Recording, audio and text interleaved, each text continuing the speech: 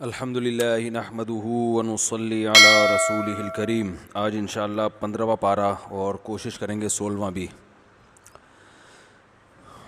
15ویں پارے کی ابتدا ہو رہی ہے سورہ بنی اسرائیل سے، اور اس کی ابتدا ہے معراج کے واقعے سے۔ سبحان الذی، پاک ہے وہ ذات، اسریٰ بعبدہ لیلاً، جو رات کے تھوڑے سے حصے میں عبد اپنے بندے کو لے گیا، من المسجد الحرام، مسجد حرام سے، الی المسجد الاقصی، مسجد اقصی کی طرف، الذی بارکنا حولہ، وہ مسجد اقصی جس کے ارد گرد ہم نے برکتیں رکھی ہیں، لنریہ من آیاتنا، تاکہ ہم اپنے بندے کو اپنی نشانیاں دکھائیں۔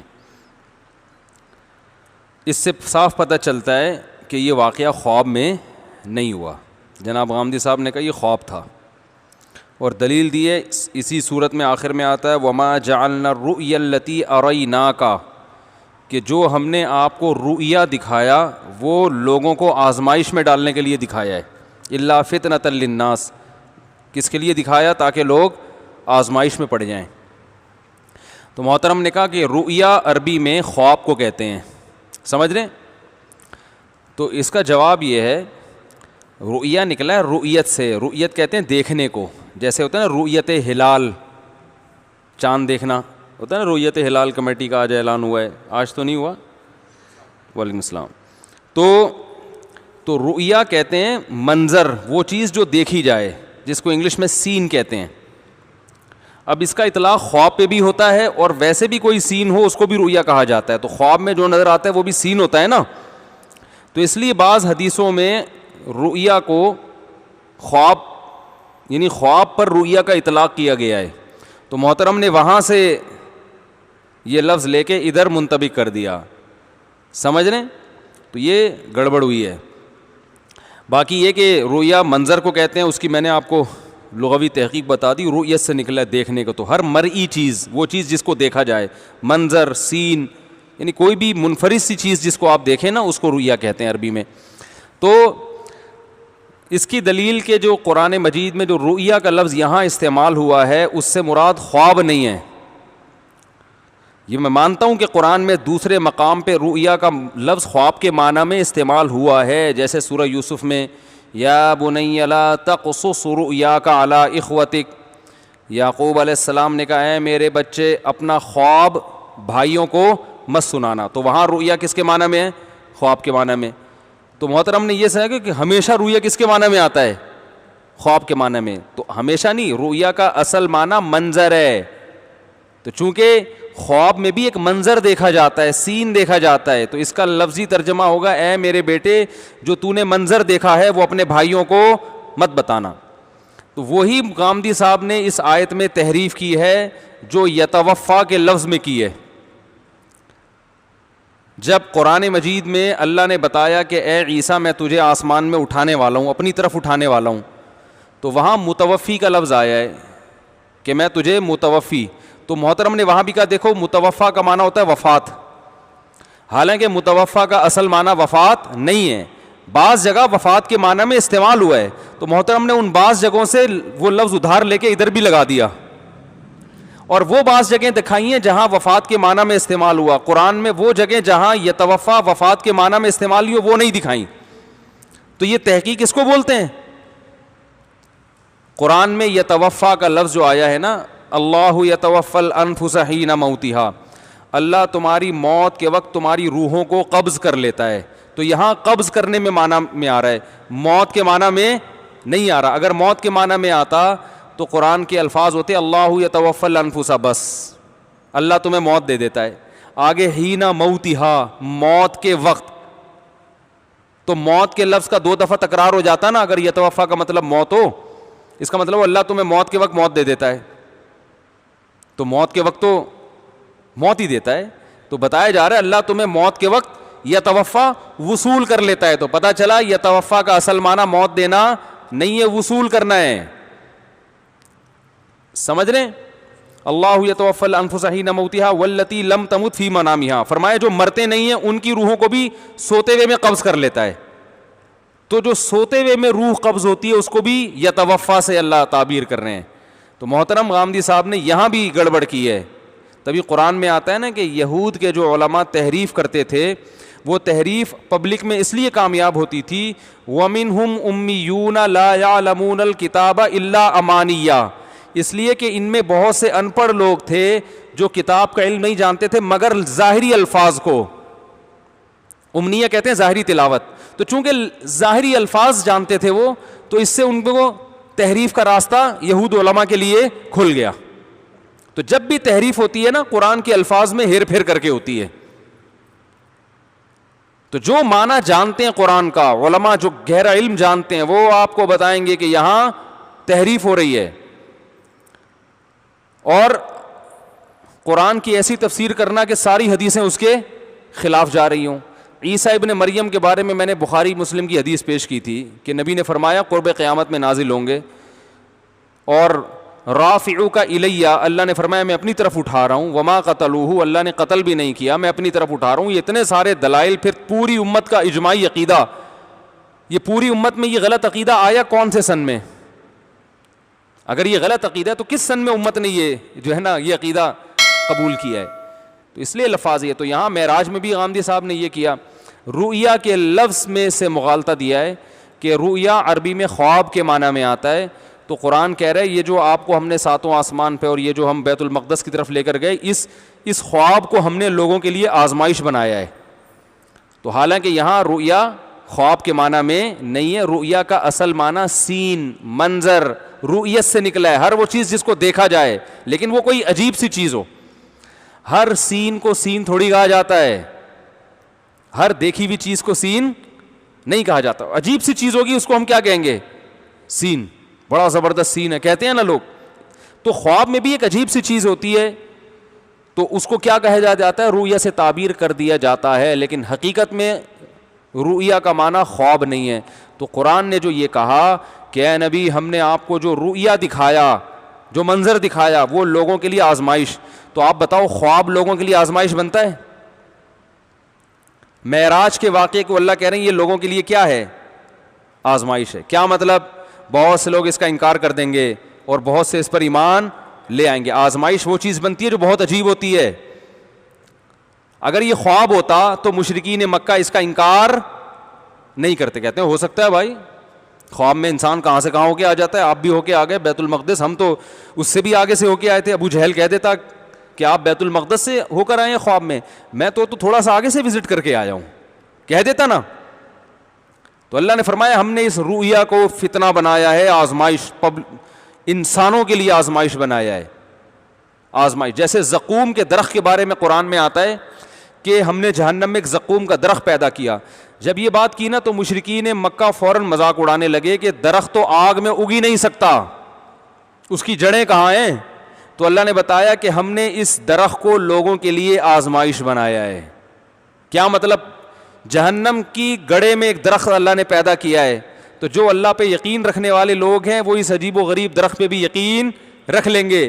جو عقل پرست ہیں, اللہ کے مقابلے میں عقل استعمال کرتے ہیں, وہ ایمان نہیں لائیں گے. تو یہ درخت بذات خود ایک آزمائش ہے لوگوں کے لیے. تو بالکل اللہ نے معراج کے واقعے کو کیا فرمایا؟ فتنۃ للناس, کہ ہم نے وما جعلنا الرؤیا التي اریناک الا فتنۃ للناس والشجرۃ الملعونۃ. پھر قرآن کہہ رہا ہے ہم نے جیسے زقوم کے درخت کو لوگوں کے لیے آزمائش بنایا نا, ایسے ہی معراج کے واقعے کو بھی لوگوں کے لیے آزمائش. جیسے زقوم درخت ہونے کے باوجود جہنم میں اگ رہا ہے, عقل کے خلاف ہے, لیکن ایمان والے ایمان لائیں گے, اور جو اللہ کے مقابلے میں عقل استعمال کرتے ہیں وہ انکار کر دیں گے. بالکل اسی آیت کے ساتھ ملا کے اللہ نے کہا معراج کا واقعہ بھی ایسے ہی کیا ہے؟ آزمائش ہے. تو یہ جب ہی آزمائش بنے گا جب یہ جاگتی حالت میں ہو, خواب میں ہو, تو پھر یہ عجیب و غریب بولتے کیوں نہیں بھائی نہیں ہے یہ. تو دونوں کو اللہ نے ایک ساتھ ذکر کیا ہے. تو اس آیتوں میں ہی یہ ذکر ہے, آیتوں میں ہی واضح اشارہ ہے کہ یہ خواب نہیں تھا. اور پھر پہلی آیت جو شروع ہو رہی ہے, سبحان الذی, پاک ہے وہ ذات, اللہ اپنے آپ کو ہر عیب سے پاک کر رہا ہے.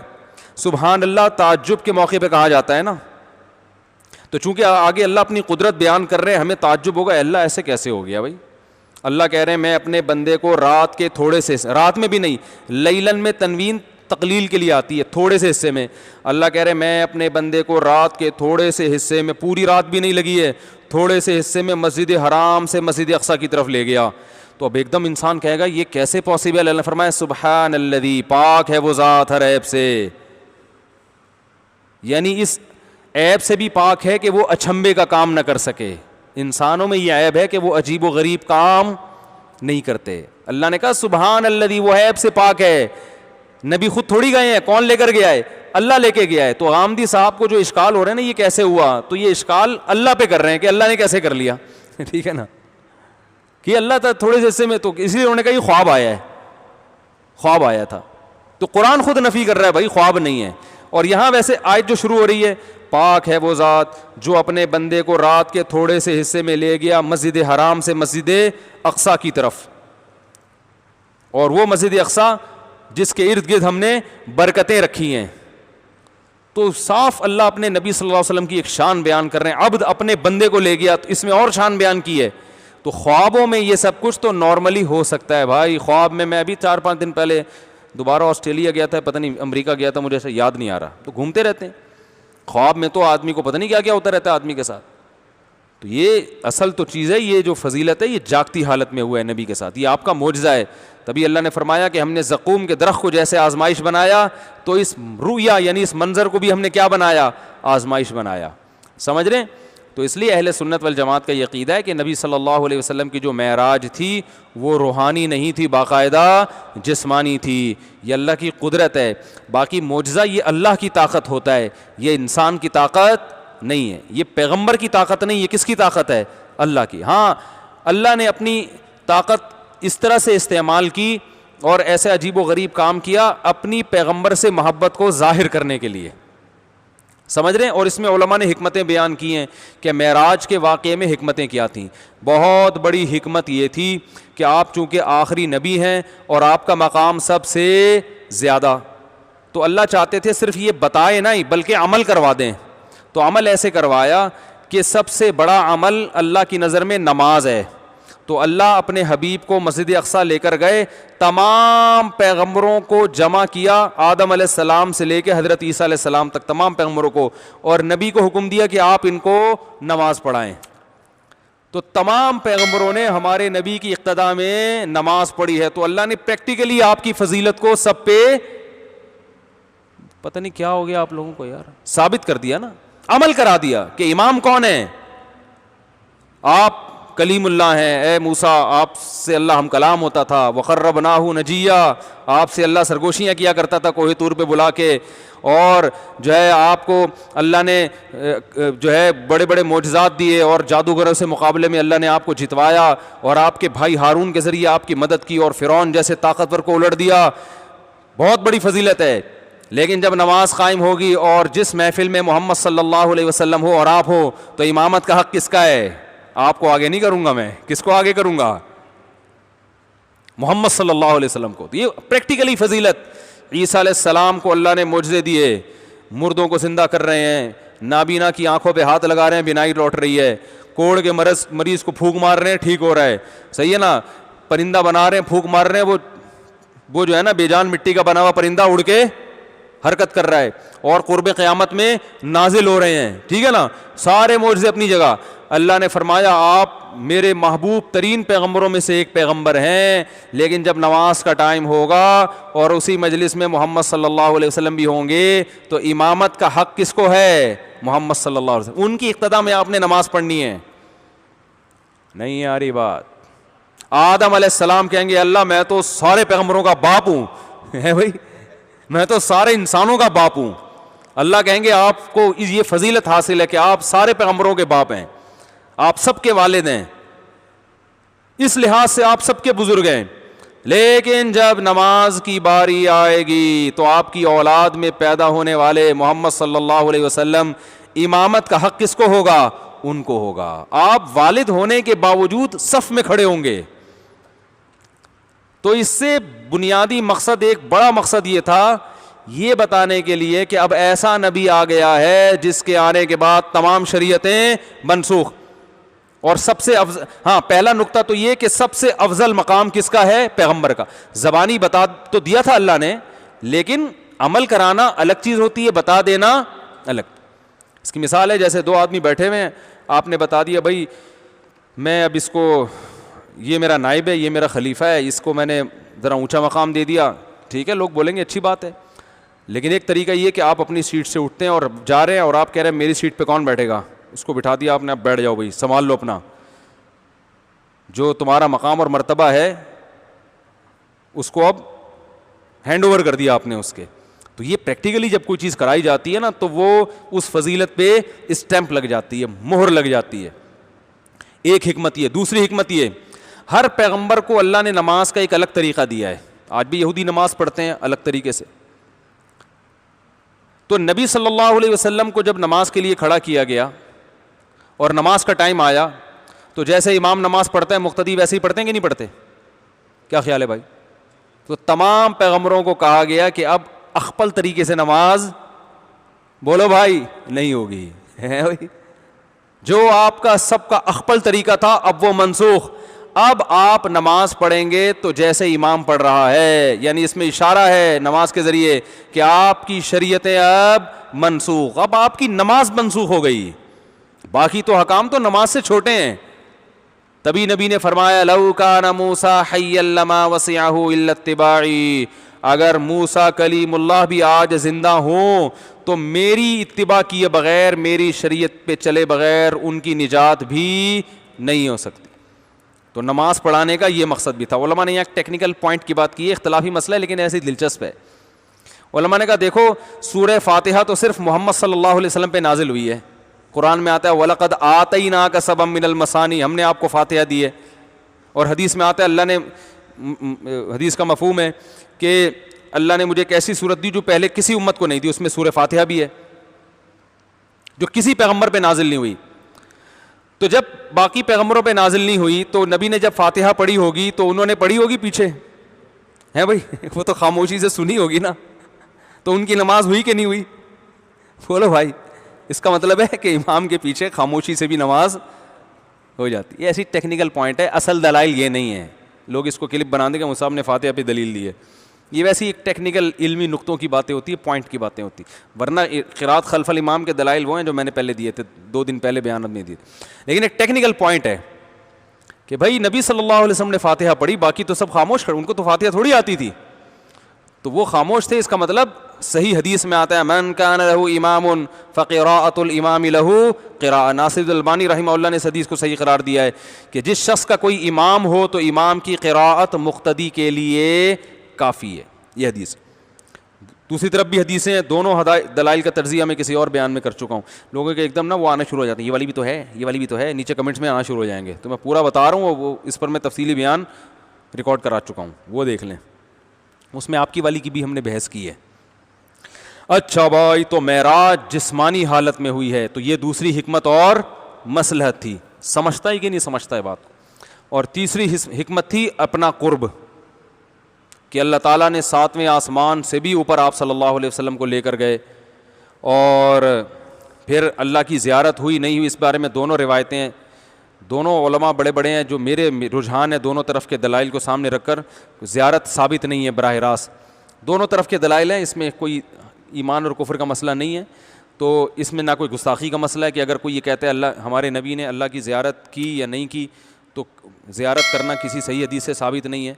تو اگر کوئی یہ کہتا ہے تو یہ گستاخ رسول کا فتویٰ اس پہ نہیں لگانا چاہیے, اور نہ کچھ اور فتویٰ لگانا چاہیے. اگر آپ کی رائے ہے کہ کی ہے تو ٹھیک ہے, باقی یہ اگر میں اس پہ ابھی دلائل پہ بات کرنے آ گیا تو ہمارا موضوع بالکل ہی رہ جائے گا. تو بہرحال دونوں رائے ہیں. پھر وہاں موسیٰ علیہ السلام سے ملاقات ہوئی, پیغمبروں سے آپ کی ملاقات کروائی گئی, ٹھیک ہے نا, کیونکہ تمام پیغمبر ایک ہی راستے پہ چلتے ہیں. تو اللہ تعالیٰ نے پیغمبروں سے ملاقات کروائی نبی صلی اللہ علیہ وسلم کی, کیونکہ پیغمبر سب بھائی ہیں, ان کا رشتہ ہے نبوت کا, تو اللہ چاہتے تھے اس دنیا میں بھی آپ کی سب سے ملاقات ہو جائے, ٹھیک ہے نا. اور پھر جو ہے ساتوں آسمانوں کی سیر کرائی گئی آپ کو, اس میں جنت دکھائی گئی, آپ صلی اللہ علیہ وسلم کو جہنم دکھائی گئی. تو آپ نے فرمایا کہ میں نے جہنم سے زیادہ خطرناک منظر کوئی نہیں دیکھا اور جنت سے زیادہ خوبصورت منظر. اور آپ نے وہاں آگ دیکھی جس میں ننگے مرد اور ننگی عورتوں کو جلایا جا رہا تھا. کچھ چیزیں ایسی تھیں جو وہاں آپ کو دکھائی گئیں لیکن فیوچر کی چیزیں آپ صلی اللہ علیہ وسلم کو ماضی میں لا کے دکھائی گئی ہیں. یہ سب بعض لوگ کہتے ہیں دیکھو ابھی جہنم میں تو لوگ گئے نہیں ہیں تو آپ کو دکھا کیسے دیے گئے. تو اس سے بھی بعض لوگ مغالطہ کرتے ہیں کہ یہ خواب تھا.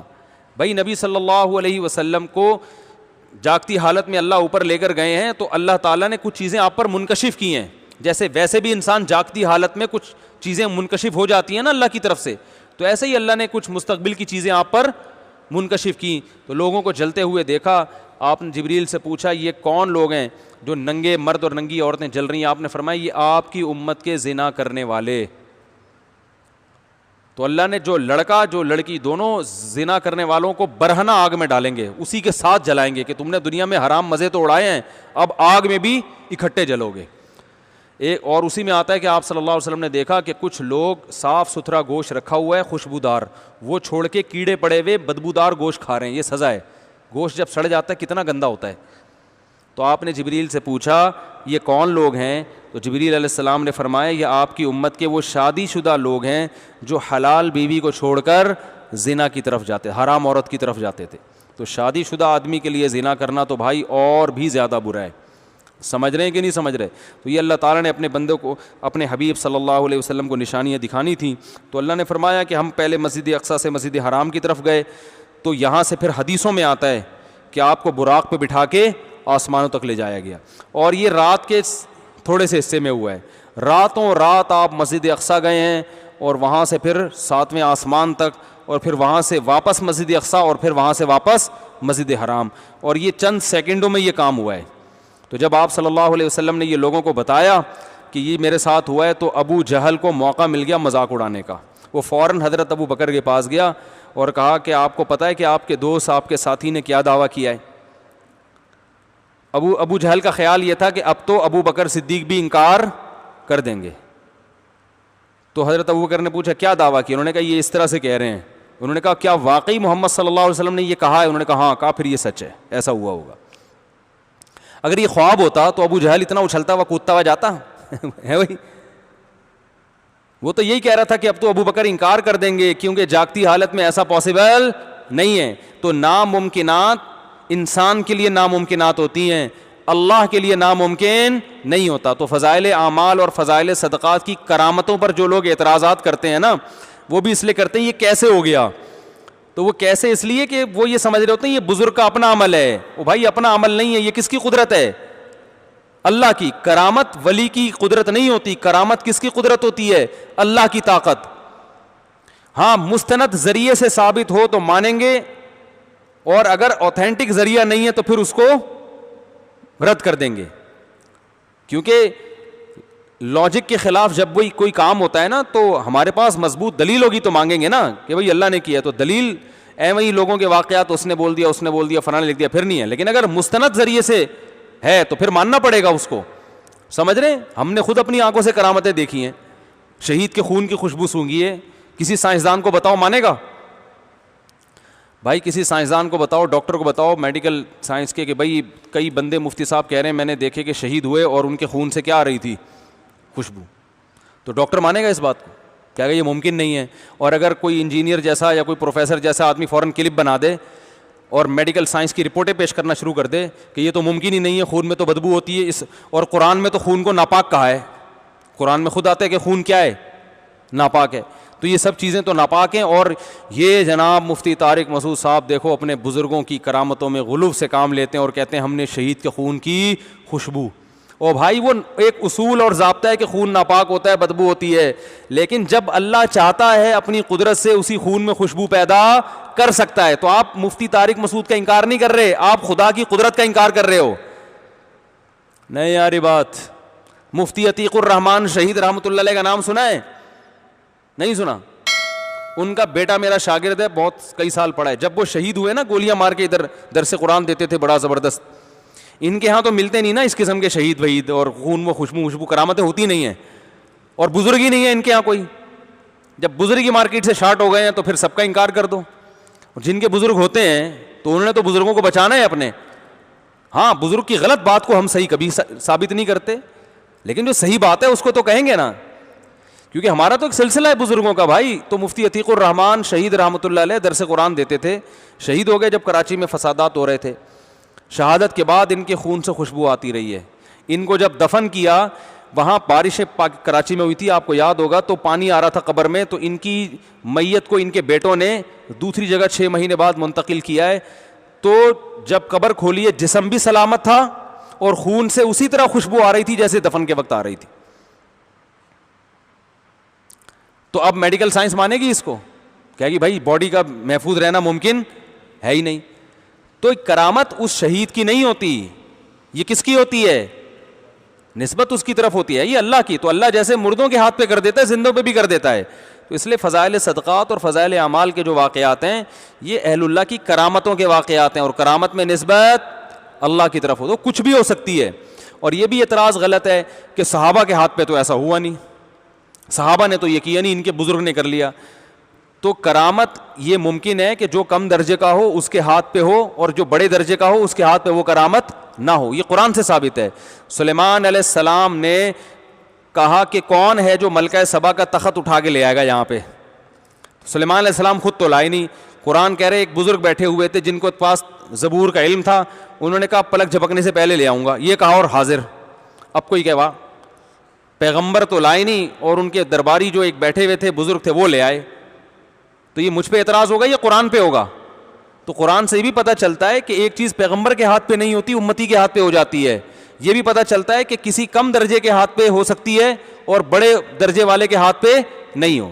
درجات کا مدار کرامتوں پہ نہیں ہے, درجات کا مدار اعمال پہ ہے. کسی صحابی کے ہاتھ پہ کرامت نہ بھی ہو اور ایک بزرگ ساری زندگی کرامتوں میں گزر جائے, پھر بھی وہ کسی صحابی کی خاک کے برابر بھی بولو بھائی نہیں ہو سکتا. معجزے تو زیادہ حضرت عیسیٰ کے ہیں, ہمارے نبی کے معجزے نہیں. اب دیکھو حضرت عیسیٰ کا مقام زیادہ بلند ہے یا ہمارے نبی کا, لیکن حضرت عیسیٰ مردوں کو زندہ کرتے تھے, ہمارے نبی نے تو نہیں کیا. اور یہی اعتراض تو یہودی کرتے تھے, عیسائی کرتے تھے. یہودی کہتے تھے ہمارے نبی تو کوہ طور پہ جا کے اللہ سے ہم کلام ہوئے ہیں, آپ کے نبی کیوں نہیں ہوتے؟ وہ کہتے تھے ہمارے نبی تو ایسے جا کے تورات آسمان سے لے کر آئے ہیں, یعنی آسمان سے نازل ہوئی تورات, اور آپ کے نبی پر تو تھوڑا تھوڑا کر کے نازل ہو رہا ہے, ایک دفعہ پوری کتاب نازل کیوں نہیں ہو جاتی؟ تو وہی اعتراضات جو کرتے تھے آج یہی لوگ علم کی کمی کی وجہ سے فضائل صدقات اور فضائل اعمال پہ اعتراضات کر رہے ہیں. ہاں اگر فضائل صدقات میں کوئی واقعہ ایسا ہے جو مستند نہیں ہے, ایسی کتاب سے نقل کیا گیا ہے کہ جو کتاب خود اوتھینٹک نہیں ہے, تو پھر آپ یہ اعتراض کر سکتے ہیں کہ یہ واقعہ مستند نہیں ہے, من گھڑت ہے. تو اس کی سند پہ بحث کریں, پھر آپ اس واقعے کا مذاق نہ اڑائیں گے. یہ دیکھو ہاں یہ واقعہ, یہ دیکھو یہ کیسے ہو گیا, یہ تو ہو ہی نہیں سکتا. ہو تو بہت کچھ سکتا ہے ماموں. صحیح ہے نا. ایک آدمی آیا تھا میرے پاس, ایسے یہ نہیں ہو سکتا. میں نے کہا ماموں نہیں بناؤ, ماموں نہیں بناؤ پبلک کو. میں نے کہا ماموں بہت کچھ ہو سکتا ہے. میں جب پیار سے آتا ہوں نا کسی کو سمجھانے تو ماموں بولتا ہوں, اپنے بچوں کو بھی ماموں بولتا ہوں. میرا چھوٹا بچہ ہے بہت عجیب, میں کہتا بیٹا تو میرے کو ماموں بنا رہا ہے, مجھے پتہ ہے. تو ان کو بھی میں ماموں بولتا ہوں کہ ہمیں ماموں بنانے سے بہتر نہیں خود ماموں بن جائے. تو ہو ماموں بہت کچھ سکتا ہے دنیا میں. ٹھیک ہے, ایک پیارا رشتہ ہے نا تو ذرا اس سے بات سمجھ میں آتی. تو جب بھی کوئی ایسے بیٹھتے ہیں تو ماموں دنیا میں بہت کچھ ہو سکتا ہے. یہ جو عقل پرست لوگ ہیں یہ اسی وجہ سے تو معجزوں کا بھی انکار کرتے ہیں. فرعون کی سمجھ میں نہیں آ رہا تھا لاٹھی کیسے سانپ بن گئی, تبھی کہا جادو ہے, کبھی کیا کہا کبھی کیا کیا. وہ بتا رہے ہیں, سمجھا کے تھک گئے. جادوگروں نے بول دیا بھائی جادو نہیں ہے. فرعون نے کہا ساڑی عقل اچ نہیں آندہ. تو آج کل یہ جو توحید پرست بنے ہوئے ہیں نا, یہ بھی کہتے ہیں فضائل صدقہ کی کہ بزرگوں میں ایسی کرامتیں کہاں سے ہو گئیں, ساڑی عقل اچ نہیں آتا. اس لیے نہیں آندہ کہ تم نے کبھی کوئی بزرگ مارکیٹ میں دیکھا ہی نہیں ہے. ٹھیک ہے نا. میں تو اور بھی کرامتیں جانتا ہوں, میں ممبر پہ بیان نہیں کرتا کہ خامخواہ میں اپنے شیخ و مرشد کی کرامت بیان کروں جو آپ حیران ہو جائیں گے, جن سے میں بیعت تھا, جو تہجد میں 10 پارے تلاوت کرتے تھے, لیکن میں نے پوری زندگی ممبر پہ بیٹھ کے ان کی کرامت کو بیان نہیں کیا. اس لیے کہ چھوڑو لوگوں کی مینٹل اپروچ سے اوپر کی باتیں, سیدھا سیدھا قرآن و سنت کی باتیں کرو, کیا ضرورت ہے. تو ہم نے تو اور بھی ان کی چیزیں دیکھی ہیں, سمجھنے کے نہیں سمجھ رہے, تو ان کے یہاں بزرگ ہی نہیں ہے تو, اور خود ایسے اعمال نہیں ہے کہ کرامتیں صادر ہونا شروع ہو جائیں. تو اس لیے پھر جن کی ساتھ ہوتی ہیں ان کا مذاق اڑاتے ہیں, کبھی فضائل اعمال کا, کبھی فضائل صدقات کا. تو اس لیے فضائل صدقات میں اگر کوئی مستند نہیں ہے اس پر, اور اگر پھر مذاق اڑانا بھی ہے تو فضائل صدقات میں جس کتاب سے وہ واقعہ لیا گیا ہے نا, اس کتاب کے مؤلف کا مذاق اڑاؤ. عموماً اس کتاب کے مؤلف کوئی بہت بڑے محدث ہوتے ہیں جن کا مذاق اڑانے کی کوئی جرت کر نہیں سکتا, تو لہذا ان کا نہیں اڑائیں گے, اڑائیں گے کس کا؟ فضائل اعمال کا, شیخ الحدیث مولانا زکریا رحمۃ اللہ علیہ کا, کیونکہ ان کو ماننے والے پاکستان میں بہت ہیں, تو ان کو اس لیے مذاق اڑائیں گے کہ ان پر اعتماد ختم ہو اور لوگوں کا آپ پر اعتماد بحال ہو. تو یہ اپنی چورن بیچنے کے لیے دوسروں کو چورن کھلایا جا رہا ہے, سمجھ رہے ہیں نا, اپنی پھکی بیچنے کے لیے دوسروں کو کی پھکیوں بند کرائی جا رہی ہیں. یہ کہتے ہیں نا ہمارا ہم دوسروں کی دکانیں بند کر رہے ہیں, تو اصل مقصد دکانیں بند کرنا نہیں, اپنی دکان کھولنا ہے. تو اگر فضائل اعمال کی کسی کرامت پر آپ کو اعتراض ہے تو جو جس کتاب سے انہوں نے لی ہے وہاں اس کے خلاف کلپ بناؤ. جیسے میں نے کہا تھا نا وہ عرش کی مٹی افضل ہے یا قبر کی مٹی افضل ہے, اس پہ میں نے سوال کیا تھا, وہ بھی گھما دیا تھا. وہ سوال یہ کیا تھا کہ علامہ ابن عبد البر جو بہت بڑے فقیہ اور بہت بڑے محدث ہیں, جو سب کے نزدیک قابل احترام ہیں, دیوبندی, بریلوی, اہل حدیث, حنفی, شافعی, مالکی, سب کے نزدیک, انہوں نے لکھا ہے کہ اس پر امت کا اجماع ہے کہ نبی کی قبر کی مٹی عرش سے افضل ہے. قطع نظر اس سے کہ صحیح عقیدہ کیا ہے, غلط عقیدہ کیا, لیکن انہوں نے لکھا ہے کہ اس پر امت کا کیا ہے, اجماع ہے. ان کے خلاف کلپ کیوں نہیں بنا رہے آپ, ہے بھائی؟ اور یہی کسی دیوبندی عالم نے لکھ دیا تو فوراً کلپ آ گیا. اس کا مطلب کیا ہوا کہ آپ کو ایک خاص مسلک سے بیر ہے, آپ کا مقصد حق پرستی نہیں ہے, کیونکہ جس مسلک سے بیر ہے اس کے خلاف بنا رہے ہیں, جہاں سے لیا گیا ہے ان کے خلاف نہیں بنا رہے. ایک آدمی چرس بانٹ رہا ہے یہاں بیٹھ کے, آپ کو پتا ہے کہ وہ ٹرک کھڑا ہوا ہے, اصل تو وہ بانٹ رہا ہے وہاں سے, آپ اس چرسی کو پکڑ پکڑ کے چترول لگا رہے ہو, کیوں بانٹ رہا ہے؟ وہ کہہ رہے ہیں مجھے تو وہ لا کے دے رہا ہے, ٹھیک ہے نا, آپ کہہ رہے ہیں وہ تو ہمارا بھائی ہے, وہ تو بہت بڑا محدث ہے, وہ تو بہت بڑے مفسر ہیں, وہ تو قابل احترام ہے. اس کا مطلب آپ کو چرس سے نفرت نہیں ہے, آپ کو اس کا ذاتی کوئی پیسے ویسے اس نے لیے ہوئے آپ کے, یا اس کی وجہ سے آپ کی دکان چل نہیں پا رہی, تو اس وجہ سے آپ اس کو پیٹ رہے ہو پکڑ کے. تو آج بھی مارکیٹ میں یہی ہو رہا ہے. یہ باتیں ہم کہتے ہیں سامنے بٹھاؤ, ہم کریں گے, کوئی بٹھانے کے لیے تیار نہیں ہے. بات آ رہی ہے سمجھ میں؟ لوگ اس پہ نہیں ہمیں سامنے بٹھاتے. چلو آگے کہاں سے کہاں چلے گئے. تو اللہ نے نبی صلی اللہ علیہ وسلم کو معراج دی, جو ایک اللہ کی قدرت کی دلیل ہے, اور اس میں بہت ساری حکمتیں تھیں. تو اللہ نے یہ جو سورہ بنی اسرائیل ہے بڑی زبردست ہے, اس میں اللہ نے کچھ احکام دیے ہیں, وہ میں موٹے موٹے احکام, بہت اہم رکوع جلدی جلدی بتا دوں. فرمایا اللہ نے حکم دیا اللہ کے سوا کسی کی عبادت نہیں ہوگی, اور والدین کے ساتھ حسن سلوک ہوگا.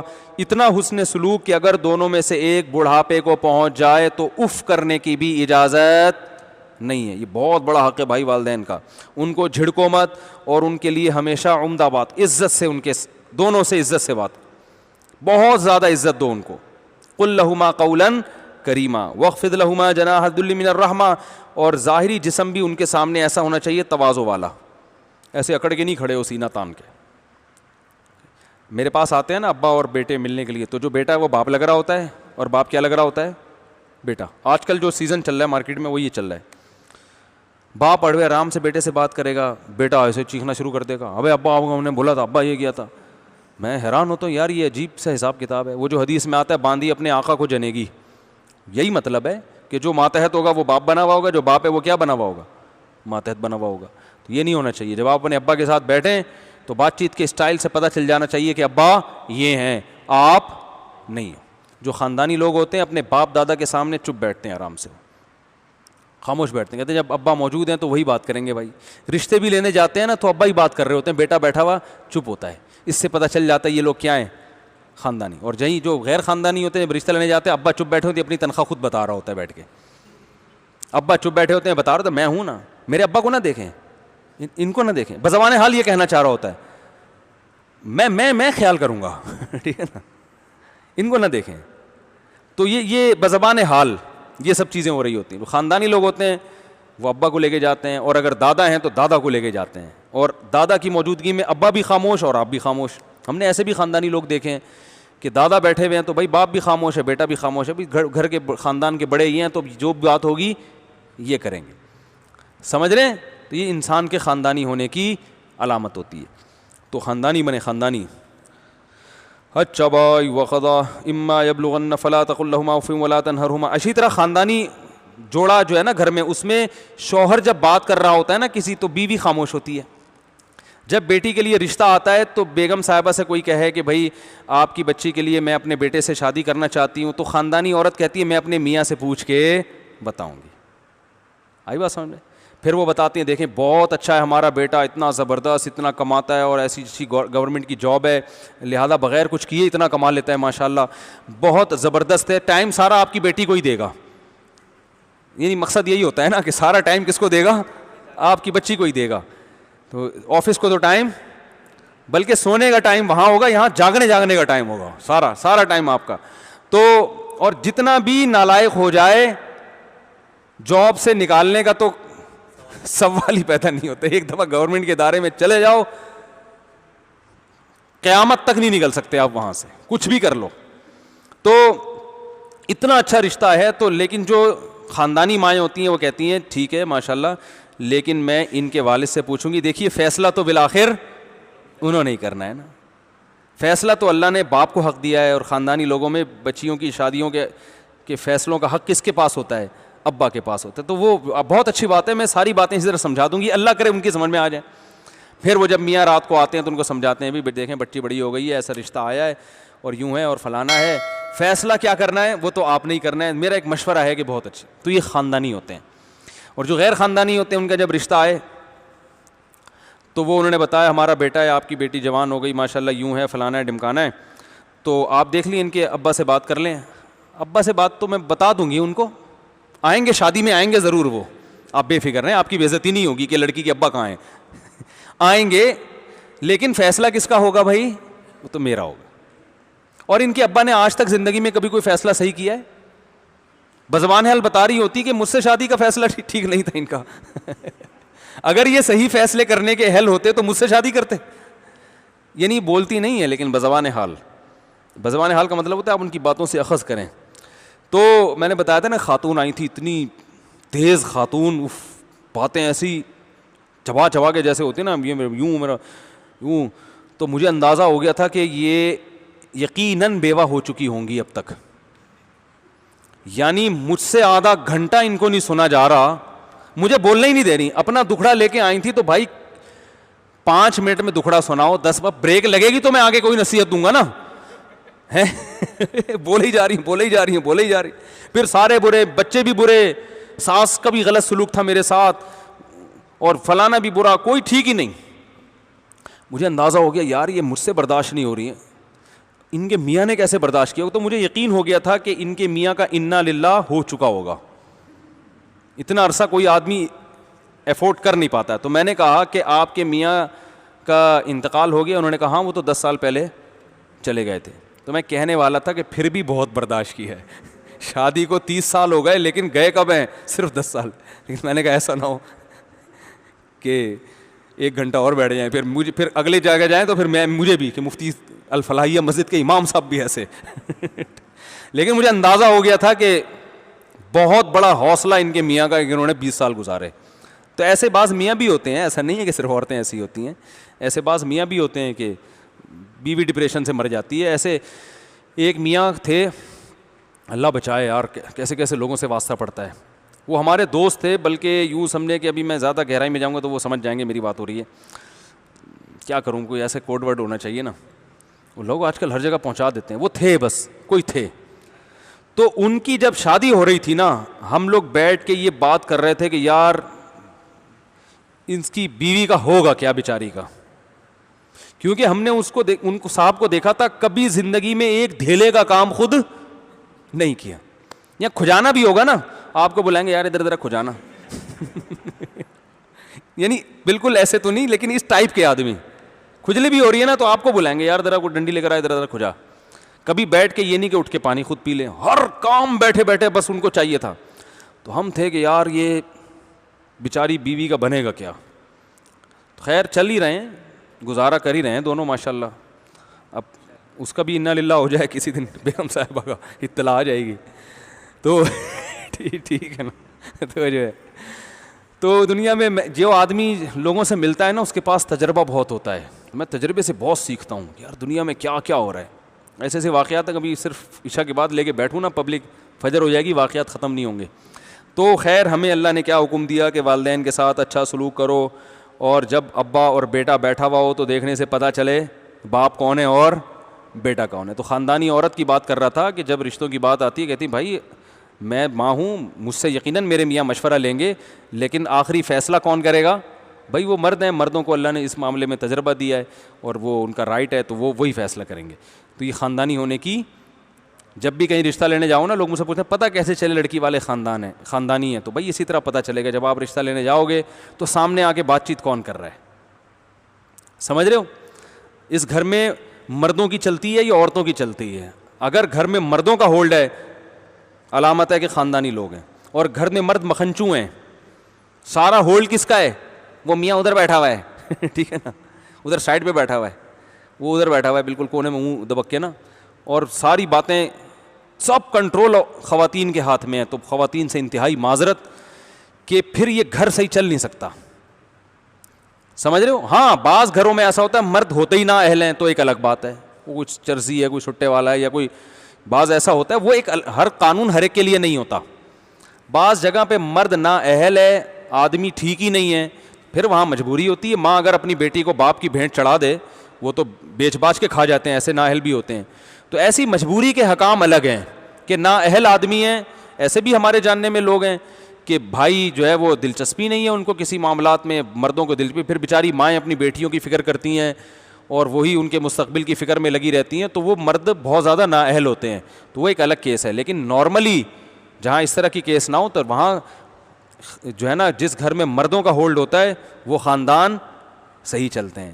اور اگر عورت کا ہولڈ ہو جائے تو نبی نے فرمایا لن یفلح قوم ولوا اہم امورہم الی المرأة, وہ قوم کبھی کامیاب نہیں ہو سکتی جو اہم معاملات عورت کے سپرد کر دے, کبھی کامیاب نہیں ہو سکتی.